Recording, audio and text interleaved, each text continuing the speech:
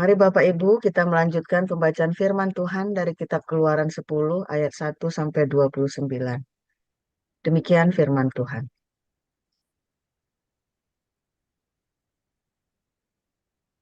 Berfirmanlah Tuhan kepada Musa, "Pergilah menghadap Firaun, sebab aku telah membuat hatinya dan hati para pegawainya berkeras, supaya aku mengadakan tanda-tanda mukjizat yang kubuat ini di antara mereka. Dan supaya engkau dapat menceritakan kepada anak cucumu bagaimana aku mempermain-mainkan orang Mesir dan tanda-tanda mukjizat mana yang telah kulakukan di antara mereka, supaya kamu mengetahui bahwa akulah Tuhan." Lalu Musa dan Harun pergi menghadap Firaun dan berkata kepadanya, "Beginilah firman Tuhan, Allah orang Ibrani. Berapa lama lagi engkau menolak untuk merendahkan dirimu di hadapanku? Biarkanlah umatku pergi, supaya mereka beribadah kepadaku. Sebab jika engkau menolak membiarkan umatku pergi, maka besok aku akan mendatangkan belalang-belalang ke dalam daerahmu. Belalang itu akan menutupi permukaan bumi, sehingga orang tidak dapat melihat tanah. Belalang itu akan memakan habis sisa yang terluput yang masih tinggal bagimu dari hujan es itu. Bahkan akan memakan habis segala pohonmu yang tumbuh di padang. Belalang itu akan memenuhi rumahmu, rumah semua pegawaimu, rumah semua orang Mesir, seperti yang belum pernah dilihat oleh bapamu dan nenek moyangmu sejak mereka lahir ke bumi sampai hari ini. Lalu berpalinglah ia dan keluar meninggalkan Firaun. Sesudah itu berkatalah para pegawai Firaun kepadanya, "Berapa lama lagi ini akan menjadi jerat bagi kita?" Ulang, menjadi jerat kepada kita. Biarkanlah orang-orang itu pergi supaya mereka beribadah kepada Tuhan Allah mereka. Belumkah Tuanku insaf bahwa Mesir pasti akan binasa? Lalu Musa dan Harun dibawalah kembali kepada Firaun dan berkatalah Firaun kepada mereka, "Pergilah, beribadahlah kepada Tuhan Allahmu. Siapa-siapa sebenar yang akan pergi itu?" Jawab Musa, "Kami hendak pergi dengan orang-orang yang muda dan yang tua, dengan anak-anak lelaki kami dan perempuan, dengan kambing domba kami dan lembu sapi kami, sebab kami harus mengadakan perayaan untuk Tuhan." Tetapi Firaun berkata kepada mereka, "Tuhan boleh menyertai kamu jika aku membiarkan kamu pergi dengan anak-anakmu. Lihat, jahatlah maksudmu.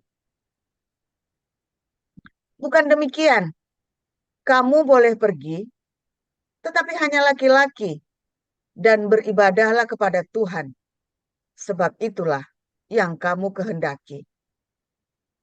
Lalu mereka diusir dari depan Firaun. Berfirmanlah Tuhan kepada Musa, "Ulurkanlah tanganmu ke atas tanah Mesir, mendatangkan belalang, dan belalang akan datang meliputi tanah Mesir dan memakan habis segala tumbuh-tumbuhan di tanah, semuanya yang ditinggalkan oleh hujan es itu."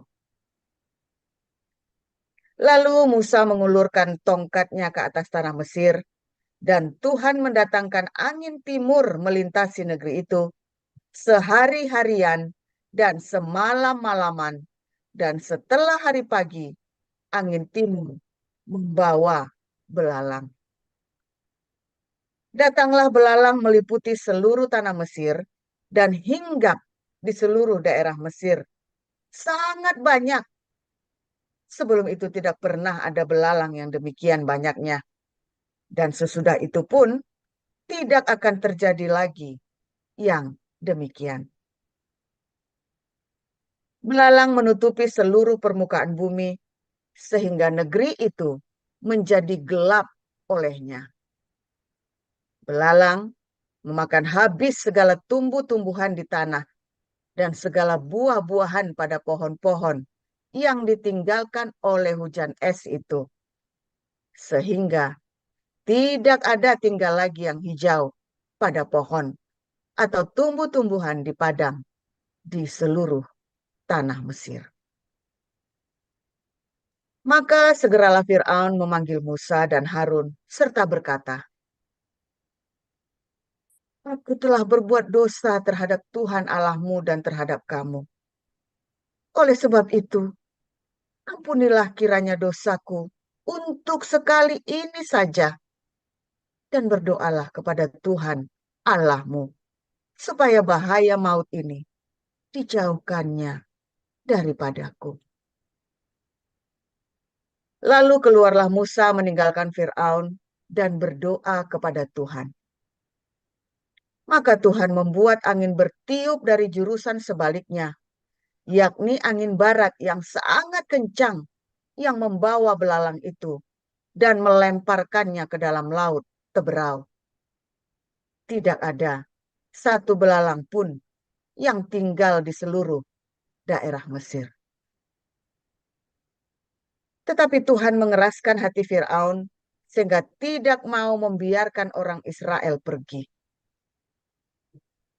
Berfirmanlah Tuhan kepada Musa, ulurkanlah tanganmu ke langit, supaya datang gelap meliputi tanah Mesir, sehingga orang dapat meraba gelap itu. Lalu Musa mengulurkan tangannya ke langit, dan datanglah gelap gulita di seluruh tanah Mesir selama 3 hari. Tidak ada orang yang dapat melihat temannya. Juga tidak ada orang yang dapat bangun dari tempatnya selama 3 hari. Tetapi pada semua orang Israel ada terang di tempat kediamannya. Lalu Fir'aun memanggil Musa serta berkata, Pergilah, beribadahlah kepada Tuhan. Hanya kambing dombamu dan lembu sapimu harus ditinggalkan.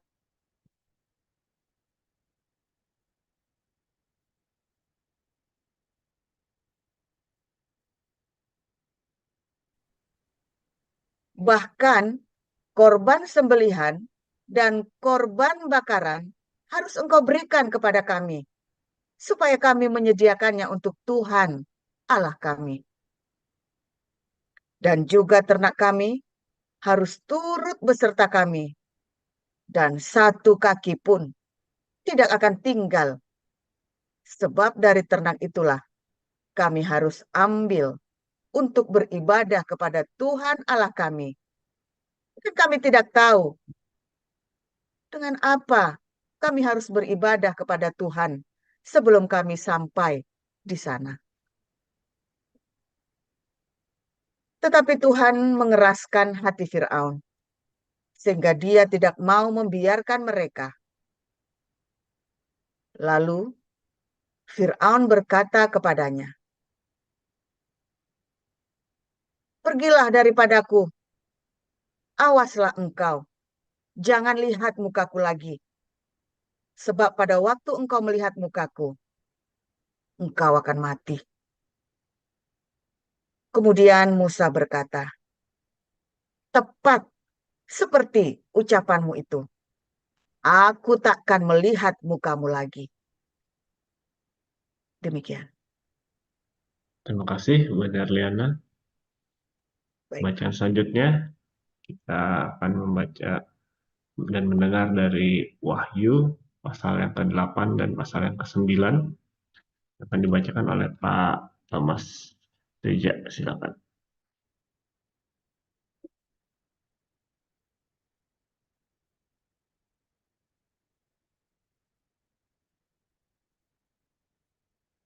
yang ketujuh, maka sunyi senyaplah di sorga, kira-kira setengah jam lamanya. Lalu aku melihat ketujuh malaikat yang berdiri di hadapan Allah, dan kepada mereka diberikan 7 sangkakala. Maka datanglah seorang malaikat lain, dan ia pergi berdiri dekat mezbah dengan sebuah pedupaan emas, dan kepadanya diberikan banyak kemenyan untuk dipersembahkannya bersama-sama dengan doa semua orang kudus di atas mezbah emas di hadapan tahta itu. Maka naiklah asap kemenyan bersama-sama dengan doa orang-orang kudus itu dari tangan malaikat itu ke hadapan Allah. Lalu malaikat itu mengambil pedupaan itu, mengisinya dengan api dari mezbah, dan melemparkannya ke bumi. Maka meledaklah bunyi guruh, disertai halilintar dan gempa bumi. Dan ketujuh malaikat yang memegang ketujuh sangkakala itu bersiap-siap untuk meniup sangkakala. Lalu malaikat yang pertama meniup sangkakalanya, dan terjadilah hujan es dan api, bercampur darah, dan semuanya itu dilemparkan ke bumi. Maka terbakarlah sepertiga dari bumi, dan sepertiga dari pohon-pohon, dan hanguslah seluruh rumput-rumputan hijau. Lalu malaikat yang kedua meniup sangkakalanya, dan ada sesuatu seperti gunung besar yang menyala-nyala oleh api, dilemparkan ke dalam laut, dan sepertiga dari laut itu menjadi darah. Dan matilah sepertiga dari segala makhluk yang bernyawa di dalam laut, dan binasalah sepertiga dari semua kapal. Lalu malaikat yang ketiga meniup sangkakalanya, dan jatuhlah dari langit sebuah bintang besar, menyala-nyala seperti obor, dan ia menimpa sepertiga dari sungai-sungai dan mata-mata air. Nama bintang itu ialah Absintus, dan sepertiga dari semua air menjadi absintus, dan banyak orang mati karena air itu, sebab sudah menjadi pahit. Lalu malaikat yang keempat meniup sangkakalanya, dan terpukullah sepertiga dari matahari, dan sepertiga dari bulan, dan sepertiga dari bintang-bintang, sehingga sepertiga dan daripadanya menjadi gelap, dan sepertiga dari siang hari tidak terang, dan demikian juga malam hari. Lalu aku mendengar seekor burung nasa terbang di tengah langit, dan berkata dengan suara nyaring, celaka, celaka, celakalah mereka yang diam di atas bumi, oleh karena bunyi sangkakala ketiga malaikat lain, yang masih akan meniup sangkakalanya. Lalu malaikat yang kelima meniup sangkakalanya, dan aku melihat sebuah bintang yang jatuh dari langit ke atas bumi, dan kepadanya diberikan anak kunci lubang jurang maut. Maka dibukanyalah pintu lubang jurang maut itu. Lalu naiklah asap dari lubang itu, bagaikan asap tanur besar, dan matahari dan angkasa menjadi gelap oleh asap lubang itu. Dan dari asap itu berkeluarlah belalang-belalang ke atas bumi, dan kepada mereka diberikan kuasa sama seperti kuasa kalajengking di bumi. Dan kepada mereka dipesankan, supaya mereka jangan merusakkan rumput-rumput di bumi, atau tumbuh-tumbuhan, atau pohon-pohon, melainkan hanya manusia yang tidak memakai materai Allah di dahinya. Dan mereka diperkenankan bukan untuk membunuh manusia, melainkan hanya untuk menyiksa mereka 5 bulan lamanya. Dan siksaan itu seperti siksaan kalajengking, apabila ia menyengat manusia, dan pada masa itu orang-orang akan mencari maut, tetapi mereka tidak akan menemukannya, dan mereka akan ingin mati, tetapi maut lari daripada mereka. Dan rupa belalang-belalang itu sama seperti kuda yang disiapkan untuk peperangan, dan di atas kepala mereka ada sesuatu yang menyerupai mahkota emas, dan muka mereka sama seperti muka manusia. Dan rambut mereka sama seperti rambut perempuan, dan gigi mereka sama seperti gigi singa. Dan dada mereka sama seperti baju zirah, dan bunyi sayap mereka bagaikan bunyi kereta-kereta yang ditarik banyak kuda, yang sedang lari ke medan peperangan. Dan ekor mereka sama seperti kalajengking, dan ada sengatnya. Dan di dalam ekor mereka itu terdapat kuasa mereka untuk menyakiti manusia 5 bulan lamanya. Dan raja yang memerintah mereka ialah malaikat jurang maut. Namanya dalam bahasa Ibrani adalah Abaddon, dan dalam bahasa Yunani adalah Apollyon. Celaka yang pertama sudah lewat, sekarang akan menyusul 2 celaka lagi. Lalu malaikat yang keenam meniup sangkakalanya, dan aku mendengar suatu suara keluar dari keempat tanduk mezbah emas yang di hadapan Allah, dan berkata kepada malaikat yang keenam yang memegang sangkakala itu, lepaskanlah keempat malaikat yang terikat dekat sungai besar Efrat itu. Maka dilepaskannya lah keempat malaikat yang telah disiapkan bagi jam dan hari, bulan, dan tahun untuk membunuh sepertiga dari umat manusia. Dan jumlah tentara itu ialah 20.000 laksa, pasukan berkuda, aku mendengar jumlah mereka. Maka demikianlah aku melihat dalam penglihatan ini, kuda-kuda dan orang-orang yang mendungganginya. Mereka memakai baju jirah, merah api dan biru dan kuning, belerang berwarnanya. Kepala kuda-kuda itu sama seperti kepala singa, dan dari mulutnya keluar api dan asap dan belerang. Oleh ketiga malapetaka itu dibunuh sepertiga dari umat manusia, yaitu oleh api dan asap dan belerang yang keluar dari mulutnya. Sebab kuasa kuda-kuda itu terdapat di dalam mulutnya dan di dalam ekornya, sebab ekornya sama seperti ular. Mereka berkepala, dan dengan kepala mereka itu mereka mendatangkan kerusakan. Tetapi manusia lain yang tidak mati oleh malapetaka itu tidak juga bertobat dari perbuatan dengan tangan mereka. Mereka tidak berhenti menyembah roh-roh jahat dan berhala-berhala dari emas dan perak dan tembaga, batu dan kayu yang tidak dapat melihat atau mendengar atau berjalan. Dan mereka tidak bertobat dari pada pembunuhan, sihir, percabulan, dan pencurian.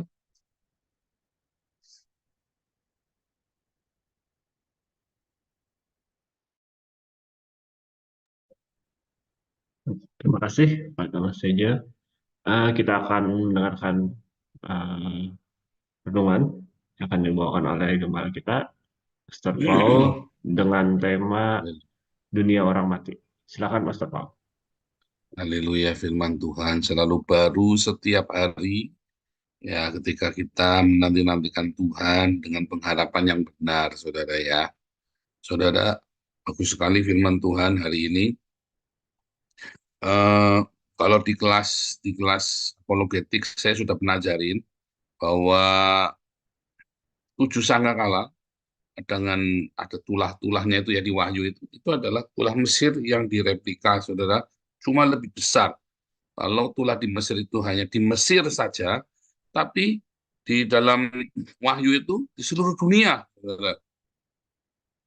Itulah seluruh dunia. Dan bahkan dua saksi Allah itu dibunuh dan diletakkan di sebuah jalan yang secara rohani disebut Sodom dan Mesir. Ya, dalam kata Mesir di situ. Apa maksudnya dengan Mesir? Mesir adalah perbudakan.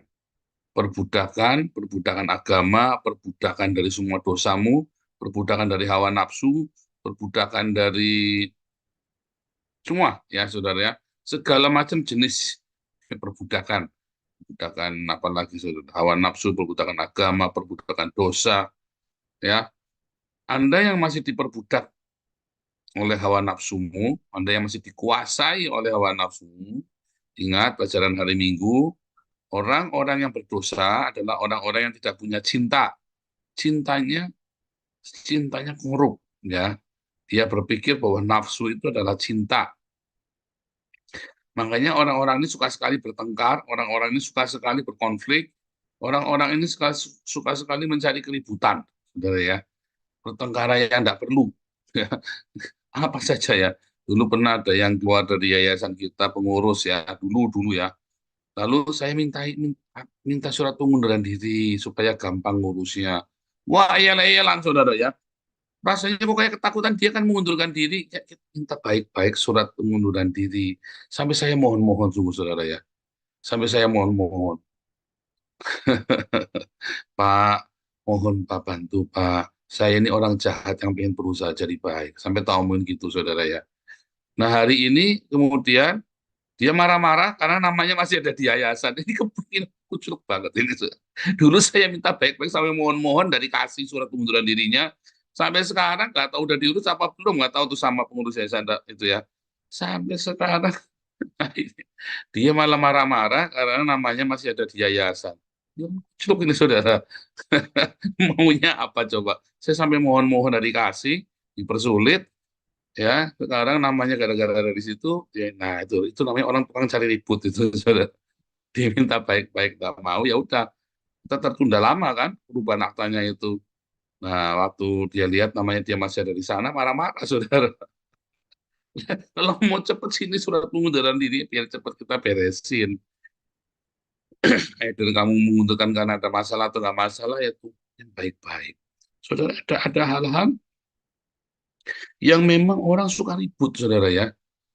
Kayak si Firaun ini ya, suka ribut. Kenapa, saudara? Karena rasa dijaya itu, loh, saudara. Perasaan dia, "Ah, kamu ini siapa?" Ya, dia bisa permainkan orang seenaknya dia. Orang yang terbiasa dijaya itu, biasanya dia, ya itu tadi ya, sulit, sulit sekali. Makanya Pak, Anda lihat ya, saya dulu pernah ngomong ya, penguasa-penguasa itu yang sukses itu adalah orang-orang yang kejam. Penguasa-penguasa sukses itu justru kebanyakan orang-orang yang tidak takut akan Tuhan, saudara. Ya, yang benar-benar nggak takut akan Tuhan, seperti Nimrod, Nebukadnezar, ya kan, orang-orang mereka tidak takut akan Tuhan. Penguasa-penguasa yang baik hati itu malah nggak sukses, saudara. Ya kan, digembosin terus, rakyatnya menderita.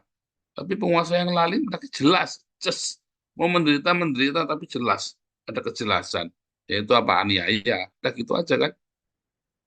Ya kan seperti Hitler, Winston Churchill itu kejam loh, saudara. Winston Churchill itu bukan orang baik gitu, saudara.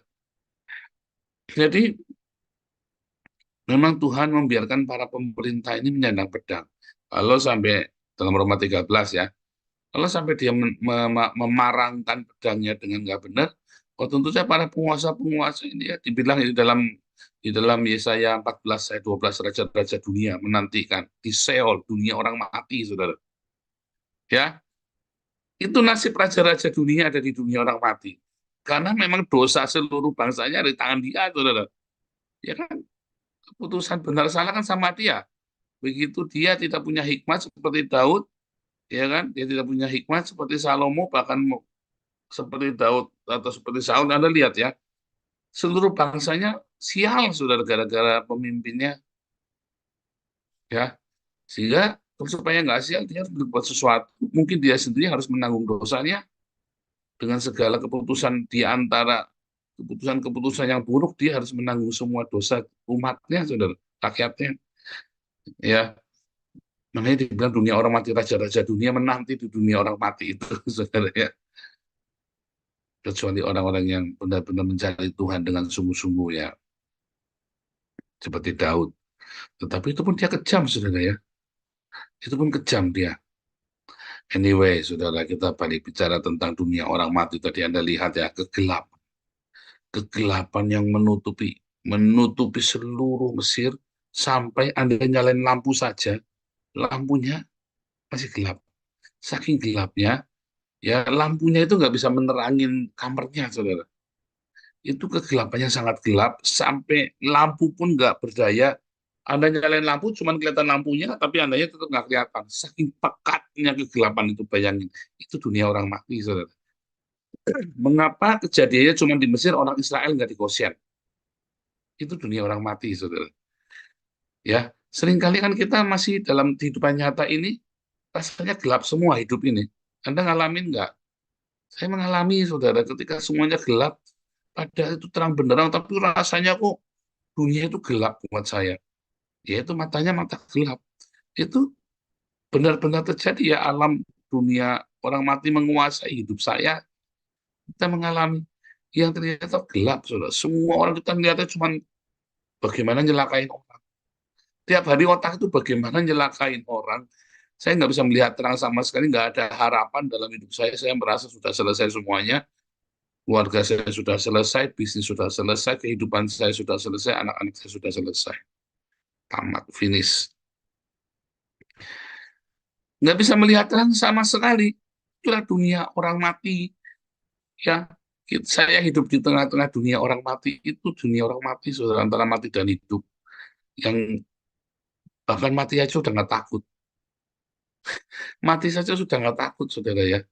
Karena memang saya ada di dunia orang mati. Saat itu sudah ada di dunia orang mati. Jadi nggak takut mati, memang sudah mati. Ya, walaupun badannya masih hidup, tetapi jiwa saya sudah mati, sudah tidak karu-karuan saat itu ya. Saya melewati lembah kekelaman yang luar biasa dan nggak keluar-keluar. Nabrak sana, nabrak sini. Mengapa? Karena didahului dengan keangkuhan hidup. Saya flashback ya, kenapa saya bisa nyemplung ya? Dulu saya nggak mikir, semua hari ini kalau saya mikir, wah, gamblang banget. Satu, ada keangkuhan hidup. Ketika saya merasa dijaya itu loh, perasaan saya berkuasa, saya bisa perintah-perintah seenaknya, saya bisa menentukan nasibnya orang, seenaknya saya sendiri, saya bisa memperlakukan orang dengan semena-mena. Perasaan dijaya itu, ya, keangkuhan itu, yang perasaan Anda merasa semua orang itu buruk, ya, Anda berperasaan kepada banyak orang, yang merasa Anda yang paling benar sendiri, itu perasaan dijaya itu. Enak, saudara ya. Merasa paling benar, merasa paling suci, merasa paling hidupnya paling baik. Makanya Tuhan ajari saya, masukkan saya, saudara ya. Tuhan, biarkan saya namanya rusak. Tuhan, biarkan saya melakukan hal yang jahat. Setelah itu, saya nggak pernah lagi berpikir kedikjayaan itu. Ya, saya hanya orang berdosa yang dipakai Tuhan. Saya cuma berpikir seperti itu sekarang, saudara ya. Oh, jangan berpikir begitu. Ya, memang saya orang berdosa. Ya, tetapi ketika orang berdosa datang sama Tuhan, maka Tuhan memulihkan hidup saya, lahir baru. Saya tidak berdosa lagi. Tapi harus tahu diri, saya orang berdosa yang dipakai Tuhan. Bahasanya itu seperti hamba yang tak berguna, yang melakukan apa yang seharusnya aku lakukan. Ya, di dalam Lukas itu ya. Saya ini hanya hamba yang tak berguna, yang melakukan apa yang seharusnya saya lakukan. Ya, saudara ya. Waktu tapi saya oh bukan. Itu itu karena saya sudah mengalami direndahkan sedemikian rupa. Sadar, kalau nggak sadar ya nggak bisa. Dari kedikjayaan itu, makanya kalau Anda baca Kejadian 1 ayat 2, ya, bagaimana Kejadian 1, ya, Bereshit bara Elohim, ya, et hasamayim, ve et haaretz, pada mulanya Allah menciptakan langit dan bumi. Dan dikatakan, kalau dalam Targum itu, ya, in the beginning, God created with the memra, the wisdom of the memra of the Lord, God created and perfected. Disempurnakan, saudara. Segala sesuatu yang jasmani dan rohani itu sempurna. Tapi tiba-tiba ada ayat 2, ya. Hayata, hayata, VHRS, dan terjadilah, ya, hayata, VHRS hayata, dan bumi terjadilah menjadi, ya, tohu wabohu vekosek alpanetehu. Tohu itu adalah vanity, kesombongan, ya, kebanggaan. Wah, saya sukses, saya begini berkat, wah luar biasa. Saya kagum dengan diri saya, hebat. Kalau hari ini anak-anak saya baik semua, saya bilang, aduh, saya nyaris, nyaris. Ya, oh saya tidak tobat itu, aduh, nyaris bubar semua. Hari anak saya sekolah di Belanda, baik ya, saudara ya. Aduh, kalau dulu saya bangga ya, dengan bangganya anak saya sekolah di sini, sekolah di situ. Wah, kita bayarnya mahal buat sekolah ya, saudara ya. Itu di mana namanya ya? Apa namanya? Wah, dulu anak saya sekolahnya les apa segala macam terbaik, yang mahal, di buku yang mahal. Aduh, saudara. Ongrongan itu tadi ya, hari Minggu khotbah dengan apa kata ongrongan? Anda lihat khotbah hari Minggu Koinonia. Ya. Wah, itu saudara, ngeri saudara ya. Ternyata di dalam kesombongan itu ya, dalam tohu itu ya, artinya kesombongan, saudara, vanity. Ya, gelap gulita, tohu, ya, wabohu. Bohu itu artinya kesia-siaan. Di dalam kesombonganmu itu ada kesia-siaan, saudara. Ya, karena ada kesia-siaan. Ya, maka tohu wabohu vekose, maka seluruh hidupmu akan jadi gelap. Semakin sombong kamu, ya, semakin gelap hidupmu nanti, saudara. Kelihatannya kamu bersinar. Helel ben Syakar itu berkilauan, pembawa. Makanya disebut dalam di dalam bahasa Latin itu Lucifer, pembawa terang. Lucifer ya, korek api ya, mancis itu loh. Korek api itu Lucifer, pembawa terang. Dia ini pembawa terang. Bagaimana pembawa terang itu bisa menjadi gelap? Itulah kita, saudara. Anda jangan nuduh-nuduh setan iblis, genderuwo. Kamulah, sayalah, kamulah Lucifer itu, saudara. Ya, ketika kita bangga dengan karir kita, bangga dengan status sosial, bangga dengan kebaikan hati kita, kesalehan, bangga dengan prestasi kita, bangga dengan kejujuran kita, bangga dengan diri kita sendiri, ya, kita nih yang tadinya Lucifer, ya, pembawa terang, maka kita masuk di dalam tadi tohu, kebanggaan, ya, kebanggaan itu adalah wabohu, kesia-siaan. Maka Anda masuk di dalam kegelapan. Alpane, tehum, dunia orang mati, saudara. Tehum itu abisos, dunia orang mati, ya. Orang yang membanggakan dirinya, the pride himself, dia benar-benar, sehingga dia melihat peringatan Tuhan pertama apa, saudara? Sakit-sakitan terus, saudara. Dia sakit, bolak-balik masuk rumah sakit, nanti isinya sakit, anaknya sakit, ibunya sakit. Pokoknya gantian tuh. Itu peringatan pertama yang ringan. Tetapi suatu ketika, ya, peringatan yang berat, ya, saudara, datang. Hidupnya menjadi sia-sia, habis semua, saudara. Tapi semua, saudara, ya, saya punya teman dulu, ya, ini orang baik sekali sama saya, saudara, ya. Dia baik sekali sama saya. Ya, entah kenapa dia bisa baik sama saya. Terus, tapi dia ini orangnya suka menghakimi. Dan dia cerita, dia jujur sama saya. Ini orang ini kok gini, orang ini kok gitu. Ya, saya mah nggak begitu orangnya. Sama prinsip saya nggak begitu. Dia membangga-banggakan kejujurannya. Dia membanggakan kebaikannya. Dia membangga-banggakan bahwa dia dekat dengan Tuhan. Membangga-banggakan dia dekat dengan Tuhan, saudara. Saudara, saya sudah bilang sama saya, sebentar lagi dia bangkrut. Habis sebentar lagi. Benar, saudara. Berapa lama kemudian saya dengar dia bangkrut. Persis kejadiannya kayak saya, saudara. Jadi kayak saya.